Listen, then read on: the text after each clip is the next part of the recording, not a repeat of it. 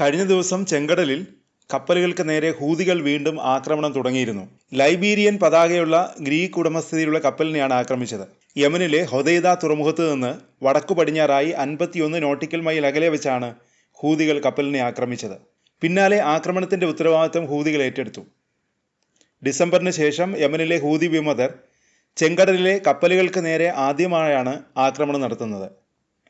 Drone ബോട്ടുകൾ, rocket propellant ഗ്രനേഡുകൾ, ചെറിയ ആയുധങ്ങൾ എന്നിവ ഉപയോഗിച്ചാണ് ലൈബീരിയയിൽ രജിസ്റ്റർ ചെയ്ത മാജിക് സീസ് എന്ന കാർഗോ കപ്പലിൽ ആക്രമണം നടത്തിയത്. ആക്രമണത്തിൽ കപ്പൽ കത്തിനശിച്ചു. 8 ബോട്ടുകളിലാണ് അക്രമി സംഘം എത്തിയതെന്നാണ് റിപ്പോർട്ടുകൾ പറയുന്നത്. കപ്പലിലെ സായുധ സംഘം തിരിച്ചടിച്ചു. ആക്രമികൾ കപ്പലിന് നേരെ വെടിയുതിർത്തതിനൊപ്പം റോക്കറ്റ് പ്രൊപ്പലൻ ഗ്രനേഡുകളും പ്രയോഗിച്ചു. ചെങ്കടലിൽ വടക്കു ഭാഗത്തേക്ക് സഞ്ചരിക്കുകയായിരുന്നു ചരക്ക് കപ്പൽ. ബോട്ടിലെത്തിയ അക്രമി സംഘം കപ്പലിനെ വളയുകയായിരുന്നു. ആക്രമണത്തിൽ കപ്പലിന് തീപിടിക്കുകയും വെള്ളം കയറുകയും ചെയ്തുവെന്ന് ബ്രിട്ടീഷ് മാരിടൈം ഏജൻസി പറഞ്ഞു. കപ്പൽ ഉപേക്ഷിച്ച് എല്ലാ ജീവനക്കാരും രക്ഷപ്പെട്ടു. അതുവഴി കടന്നുപോയ ഒരു വ്യാപാര കപ്പൽ ജീവനക്കാരെ രക്ഷപ്പെടുത്തി. എല്ലാ ജീവനക്കാരും സുരക്ഷിതരാണെന്നും ഏജൻസി അറിയിച്ചു. ഇസ്രായേലും ഹമാസും തമ്മിൽ നടന്നുകൊണ്ടിരിക്കുന്ന യുദ്ധത്തിൽ പലസ്തീനികളെ പിന്തുണയ്ക്കുന്നതിനാണ് ആക്രമണമെന്ന് പറഞ്ഞുകൊണ്ടാണ് ഹൂതികൾ ആക്രമണത്തിന്റെ ഉത്തരവാദിത്തം ഏറ്റെടുത്തത്. അൽ അൻസാർ ടെലിഗ്രാം ചാനലിൽ പോസ്റ്റ് ചെയ്ത സന്ദേശത്തിലാണ് ആക്രമണം നടത്തിയത് തങ്ങളാണെന്ന് ഹൂതികൾ വെളിപ്പെടുത്തിയത്. അതിനിടെ മറ്റൊരു കപ്പലിനെ കൂടി ആക്രമിച്ചെന്ന റിപ്പോർട്ട് വരുന്നു. തിങ്കളാഴ്ചയാണ് രണ്ടാമത്തെ കപ്പൽ ആക്രമിക്കപ്പെട്ടത്. ഗ്രീക്ക് ഉടമസ്ഥതയിലുള്ള കപ്പൽ തന്നെയാണ് തിങ്കളാഴ്ചയും ആക്രമിക്കപ്പെട്ടത്. 2 കപ്പൽ ജീവനക്കാർക്ക് ആക്രമണത്തിൽ പരിക്കേറ്റു. 2 പേരെ കാണാതായതായും ഗ്രീക്ക് സർക്കാരും കപ്പൽ ഉടമസ്ഥരും അറിയിച്ചു. 24 മണിക്കൂറിൽ രണ്ടാമത്തെ കപ്പലാണ് ആക്രമിക്കപ്പെടുന്നത്. രണ്ടാമത്തെ ആക്രമണത്തിന് ഉത്തരവാദിത്തം ആരും ഏറ്റെടുത്തിട്ടില്ല. എന്നാൽ ഹൂതികൾ തന്നെയാണ് ആക്രമണത്തിന് പിന്നിലെന്നാണ് നിഗമനം. സൗദി അറേബ്യയിലെ ജിദ്ദയിലേക്കുള്ള യാത്രാമധ്യയാണ് കപ്പൽ തകർത്തത്.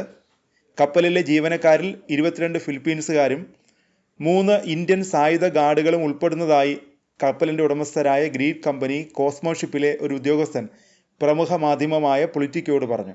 ആക്രമണത്തിൽ കപ്പൽ ജീവനക്കാർക്ക് പരിക്കേറ്റു. ആക്രമണം അവസാനിച്ചോ എന്ന് വ്യക്തമല്ലെന്നും ജീവനക്കാരെ ബന്ധപ്പെടാൻ കഴിഞ്ഞില്ലെന്നും ഉദ്യോഗസ്ഥൻ പറഞ്ഞു. യമനിലെ ഭൂരിഭാഗം പ്രദേശങ്ങളും നിയന്ത്രിക്കുന്നത് ഹൂതികളാണ്. 2023 ഒക്ടോബറിൽ ഗാസയിൽ ഇസ്രായേൽ യുദ്ധം ആരംഭിച്ചതിന് തൊട്ടു പിന്നാലെ ഹൂതികൾ ചെങ്കടലിലെ കപ്പലുകളെ ലക്ഷ്യമിടാൻ തുടങ്ങി.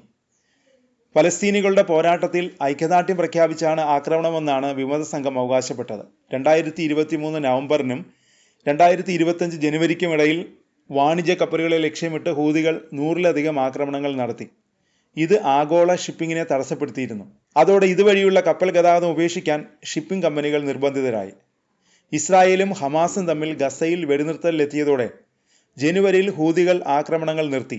എന്നാൽ മാർച്ച് പകുതിയോടെ അമേരിക്ക ഗ്രൂപ്പിനെതിരെ വ്യാപകമായ ആക്രമണം ആരംഭിച്ചതോടെ ഹൂതികൾ വീണ്ടും ആക്രമണം തുടങ്ങി. മെയ് മാസത്തിൽ വെടിനിർത്തലിന് ഇരുപക്ഷവും സമ്മതിച്ചു.